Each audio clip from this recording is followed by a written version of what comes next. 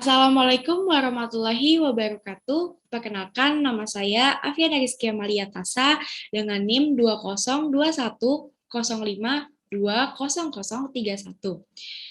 Pada kesempatan kali ini, saya akan mempresentasikan hasil dari makalah saya dengan tema antisipasi perilaku kriminal di media sosial melalui metode deskriptif kuantitatif dengan mata kuliah Agama Islam atau Akidah Akhlak dan dosen pengampu Bapak Dr. Halim Purnomo, SPD, MPD. Dalam abstrak, saya mencoba menjelaskan bahwa media sosial menjadi salah satu bukti dari perkembangan teknologi, informasi, serta komunikasi. Melalui media sosial, kita juga mendapat kemudahan jangkauan untuk berinteraksi ataupun berkomunikasi dengan orang lain, baik yang kita kenal maupun yang tidak kita kenal. Dari media sosial pula, kita juga dapat mengakses informasi apapun yang kita butuhkan dengan cepat. Namun, dari kemudahan-kemudahan tersebut, tentu juga memiliki resiko di dalamnya, yaitu adanya perilaku kriminalitas melalui media sosial. Bentuk atau motif dari kejahatan-kejahatan di media sosial itu beragam, seperti hate speech, hate content, penipuan, provokasi, atau kejahatan-kejahatan lainnya. Nah, tentu perilaku-perilaku ini seharusnya memiliki tindakan antisipasi agar tidak terjadinya kerugian yang tidak kita inginkan, baik itu berdampak pada orang lain ataupun pada diri kita sendiri. Dalam abstrak ini terdapat kata kunci, yaitu perkembangan teknologi informasi dan komunikasi, media sosial, kriminalitas dan kejahatan, dan antisipasi. Di dalam pendahuluan, saya mencoba menjelaskan tentang bagaimana penggunaan internet di Indonesia, lalu berapa jumlah tindak kejahatan dengan berbagai macam jenisnya yang terjadi di Indonesia. Menurut data dari Dirjen Aplikasi, yaitu Bapak Samuel A. Pangarpan, mengatakan bahwa terdapat 202,6 juta pengguna internet di Indonesia pada tahun 2021. Nah, alasan dari populernya penggunaan internet terutama di media sosial tersebut ialah karena media sosial ini menjadi salah satu media komunikasi, media berinteraksi, lalu mereka juga menggunakan media sosial sebagai media mereka untuk mencari hiburan dan juga mencari informasi-informasi yang mereka butuhkan dengan cepat melalui media sosial mereka yang mereka miliki. Lalu, menurut data dari Kemenkominfo pada tahun 2021, terdapat sekitar 1.479.646 aduan dengan berbagai macam jenis tindak kejahatan. Nah, karena para pengguna ini biasanya membagikan kegiatan mereka, aktivitas mereka melalui media sosial, maka kita sebagai pengguna itu juga harus memiliki antisipasi terhadap perilaku-perilaku kriminalitas yang sekian banyak ini, karena kejahatan-kejahatan tersebut itu dapat terjadi tanpa kita sadari di mana saja dan kapan saja dan tidak dapat kita duga kejadiannya. Lalu di dalam kajian pustaka, saya mencoba menjelaskan apa itu kriminalitas sendiri, lalu apa itu internet sendiri atau media sosial itu sendiri, begitu. Nah, di dalam kriminalitas, menurut Abdul Shani 1978, kriminalitas merupakan suatu atau sebuah perbuatan yang dapat menimbulkan adanya masalah serta keresahan di dalam kehidupan masyarakat. Untuk media sosial sendiri, pernyataan Nasrullah 2015 mengatakan bahwa media sosial merupakan saluran pada internet di mana memungkinkan para penggunanya untuk menunjukkan dirinya baik berupa interaksi bersama orang lain ataupun menciptakan kolaborasi, berbagi apa segala aktivitas yang mereka lakukan ataupun momen-momen yang sudah mereka lakukan, serta menjalin komunikasi dengan pengguna lainnya sebagai bentuk representasi hubungan sosial secara daring atau dalam jaringan. Lalu, pada makalah ini, saya menggunakan metode deskriptif kuantitatif, yaitu metode ini memanfaatkan angka dalam mempresentasikan fenomena-fenomena serta kejadian yang terkait untuk menjelaskan atau mendeskripsikan karakteristik personal ataupun kelompok. Pendekatan serta penghimpunan data yang digunakan yaitu berasal dari sumber referensi berupa website, jurnal, atau sumber penelitian terdahulu yang telah dilakukan. Nah, masuk di dalam pembahasan, saya mencoba menjelaskan beberapa hal. Di tahun 2021 yang sudah saya sampaikan tadi terdapat 1.497.646 kasus kriminalitas dalam media sosial yang terlapor dengan berbagai motif kejahatan yang ada, yang diantaranya ialah hate speech, penipuan, dan penyebaran berita hoax atau berita bohong. Pada pembahasan yang pertama, saya mencoba membahas tentang penipuan online. Berdasarkan data dari cnnindonesia.com, kasus penipuan online melalui e-commerce atau aplikasi belanja online tercatat 115.736 kasus hingga September 2021. Kasus ini meningkat dikarenakan sejak pandemi COVID-19, yang dimana kita diharuskan melakukan segala aktivitas dari rumah, maka kegiatan belanja online pun dilakukan secara daring atau online, termasuk kegiatan jual beli. Maka dari sini muncul beragam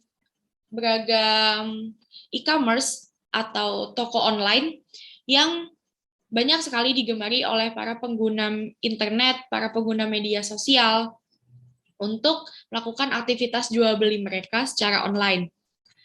E-commerce ini dapat kita sebutkan seperti Shopee, Tokopedia, Lazada, Bukalapak, dan lain-lainnya. Berdasarkan riset dari Snapchat 2021, terdapat sekitar 75% responden menjawab bahwa Shopee menjadi e-commerce yang paling diminati. Karena segala hal-hal tersebut kita lakukan secara online, kita dari belanja offline kita beralih menjadi belanja online, hal-hal tersebut ternyata dimanfaatkan oleh para penjahat, para pelaku kriminalitas untuk melakukan tindak kejahatan atau aksi kejahatannya. Nah, karena itulah hal-hal ini tuh juga memiliki resiko kejahatan, di mana banyak penipu atau pelaku kejahatan melakukan hal-hal aksi kejahatannya baik terhadap konsumen ataupun terhadap pedagang. Banyak dari pedagang yang melakukan penipuan terhadap konsumen mereka, sehingga para konsumen tidak mendapatkan barang yang sesuai mereka harapkan. Pedagang bodong ini biasanya melakukan beberapa modus yang diantaranya yaitu seperti gambar yang tidak sesuai dengan yang ada di aplikasi ataupun gambar yang tidak sesuai dengan barang yang mereka kirimkan kepada customer. Lalu di akun pedagang tersebut biasanya akan terlihat banyak pengikut, namun sejatinya akun ini ialah akun palsu di mana para pengikut tersebut yang biasanya mencapai 500.000 pengikut ataupun hingga 1 juta ataupun 2 juta pengikut, biasanya pengikut-pengikut ini merupakan pengikut robot atau bot yang akan membuat akun ini terlihat seperti banyak pengikut. Dan biasanya akun ini akan menghilang ketika pedagang bodong ini berhasil menipu atau membohongi para customer, sehingga para customer tersebut tidak dapat melakukan pengaduan ataupun komplain terhadap penjual tersebut. Tidak hanya pedagang yang menipu customer, tetapi customer juga bisa sebaliknya menipu pedagang, di mana customer ini biasanya akan memesan barang dengan sistem pembayaran COD atau pembayaran di tempat. Lalu mereka modusnya biasanya memasukkan alamat yang palsu seperti alamat rumah kosong ataupun alamat rumah orang lain di mana customer tersebut tidak tinggal di alamat tersebut. Maka ketika barang tersebut sampai di alamat tersebut, customer tidak ada di tempat tersebut sehingga barang tersebut tidak dapat dibayarkan. Nah, hal ini tentu dapat merugikan baik dari sisi pedagang ataupun dari customer yang memesan barang secara online. Lalu, pembahasan yang kedua yaitu tentang kasus hate speech atau ujaran kebencian. Berdasarkan dari data Kemenkominfo, sejak tahun 2018, terdapat sebanyak 3.640 konten yang mengandung ujaran kebencian terkait dengan suku, agama, ras, dan juga antar golongan atau yang biasa kita sebut dengan SARA. Lalu sebenarnya apa hate speech ini atau apa ujaran kebencian ini? Nah, menurut Ken Ginewald, ujaran kebencian atau hate speech ialah penghinaan dan julukan personal dengan sangat kasar terhadap hal-hal yang dituju seperti ras, agama, etnis, gender, ataupun hal-hal lainnya yang menimbulkan masalah serius. Dalam artian lainnya, hate speech ini juga dapat menghasut banyak orang, di mana seakan-akan hate speech ini atau ujaran kebencian ini merupakan hal yang benar adanya, sehingga banyak orang-orang atau halayak umum yang percaya, dan hal ini tuh menimbulkan rasa kebencian yang berdampak pada rusaknya citra suatu kelompok, golongan, ataupun yang terkena dampak dari hate speech ini di kalangan umum atau di halayak umum. Semisal, suatu kelompok berbuat sebuah kicauan di Twitter yang menggiring opini atau menghasut pada arah kebencian. Jika hal-hal tersebut itu tersebar luas dan banyak orang yang mempercayai hal tersebut, maka dampak negatif dan dampak buruk dapat terjadi terhadap kelompok tersebut. Nah, berdasarkan dari kacamata catatan Direktorat Siber Bareskrim Polri, terdapat sebanyak 125 akun media sosial yang telah diberikan peringatan oleh polisi virtual. Di antara 125 akun tersebut, platform Twitter memiliki akun terbanyak yang memiliki kasus ujaran kebencian, yaitu sebanyak 79 akun.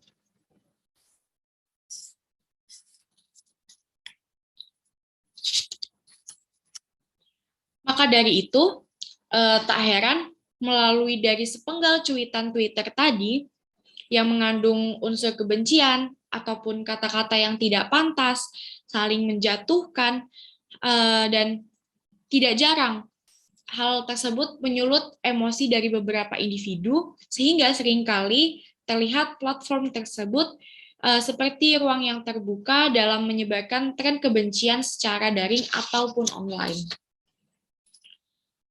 Di Indonesia sendiri yang memiliki beragam suku budaya, agama, dan hal-hal lain yang memiliki banyak perbedaan, maka hal ini cukup serius untuk ditanggapi. Maka hal ini tentu menjadi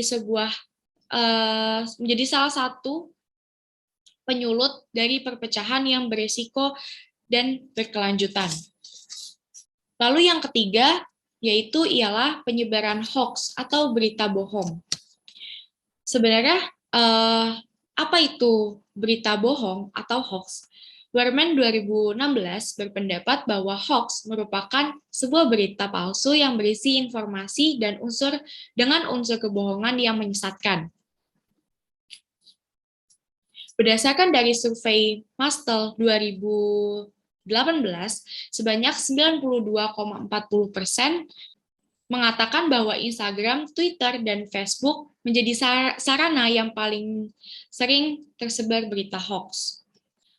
Di sisi lain, Survei tersebut juga mengatakan bahwa terdapat 62,80% terdapat pernyataan masyarakat yang mengatakan bahwa aplikasi obrolan atau chatting yang sering digunakan dalam penyebaran berita hoax. Biasanya melalui WhatsApp, dan lain-lainnya yang sering kita gunakan untuk sebagai aplikasi obrolan ataupun chatting.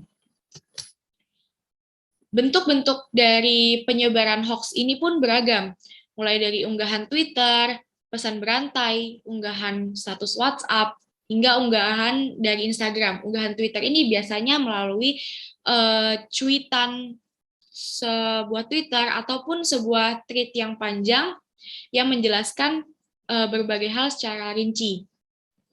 Lalu dalam pesan berantai ini biasanya terdapat di dalam sebuah ruang obrolan seperti WhatsApp dan sebagainya yang biasanya melalui grup keluarga ataupun grup teman sebaya ataupun media-media lainnya. Lalu unggahan status WhatsApp ini biasanya berupa tulisan singkat yang dapat hilang 1 kali 24 jam. Lalu unggahan Instagram ini seperti layaknya unggahan status WhatsApp tadi, dapat berupa Instastory yang hanya berlaku 1 kali 24 jam, ataupun unggahan Instagram yang berupa feeds di Instagram yang dapat kita lihat kapanpun, selagi hal tersebut masih ada di akun tersebut. Lalu, berita hoax ini berkembang adanya sejak COVID-19 melanda di seluruh dunia termasuk dari Indonesia sendiri. Terdapat 299 hoax mengenai vaksin COVID-19, di mana hal tersebut saya ambil menurut data webkominfo.go.id. Lalu pembahasan yang keempat yaitu penanganan dan antisipasi perilaku kriminal dalam media sosial.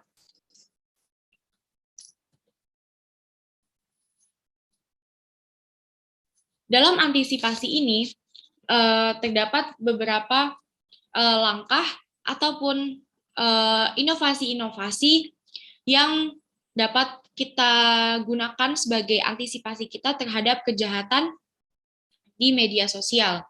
Seperti yang pertama, dashboard, yaitu merupakan langkah antisipasi dalam mengawasi tren kebencian. Dashboard ini merupakan inovasi dari CSIS atau Center for Strategic and International Studies yang meluncurkan terobosan dashboard yang menjadi suatu langkah antisipasi dalam mengawasi tren ujaran kebencian, terutama di dalam Twitter.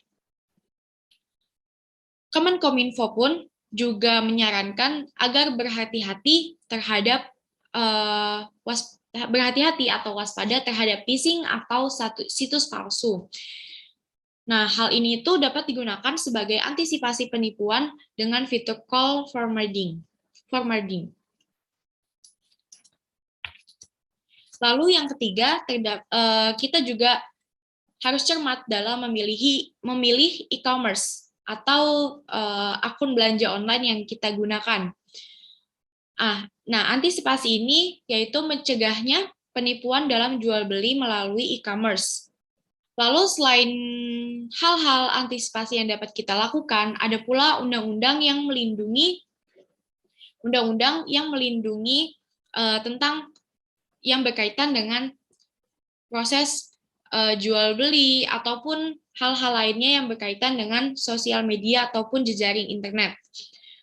Dapat kita lihat di dalam Undang-Undang Nomor 11 Tahun 2008 tentang informasi dan transaksi elektronik. Terdapat pula Undang-Undang Nomor 40 Tahun 2008 tentang penghapusan diskriminasi ras dan etnis, yang dimana hal ini bisa kita gunakan sebagai payung yang melindungi kita dari hate speech atau ujaran kebencian yang berkaitan dengan ras dan etnis. Lalu di pasal 27 ayat 3 Undang-Undang Nomor 11 Tahun 2008 tentang informasi dan transaksi dan transaksi elektronik. Lalu di pasal 28 ayat 1 dan 2 tentang di undang-undang yang sama, yaitu nomor 11 tahun 2008 tentang informasi dan transaksi elektronik. Lalu kesimpulan dari makalah ini ialah berkembangnya teknologi, komunikasi, dan informasi memberikan banyak kemudahan bagi kita dalam menjalani kehidupan sehari-hari. Namun, di sisi lain, dari kemudahan-kemudahan tersebut justru dimanfaatkan oleh oknum kriminalitas untuk melakukan perilaku kejahatan, salah satunya yaitu melalui media sosial ini. Setiap tahunnya, perilaku kriminal dalam media sosial terus meningkat dengan banyak perubahan-perubahan modus serta bentuknya, mulai dari hoax atau berita bohong, ujaran kebencian, dan penipuan. Hal-hal tersebut hanyalah sebagian contoh dari sekian banyak perilaku kriminal yang terjadi di media sosial. Maka, banyaknya kejahatan-kejahatan ini, penanganan dan antisipasi terhadap perilaku-perilaku kriminal di media sosial perlu mendapat perhatian khusus dan serius agar tidak terjadi kerugian yang kita inginkan. Mungkin sekian dari presentasi saya, kurang dan lebihnya saya memohon maaf. Wassalamualaikum warahmatullahi wabarakatuh.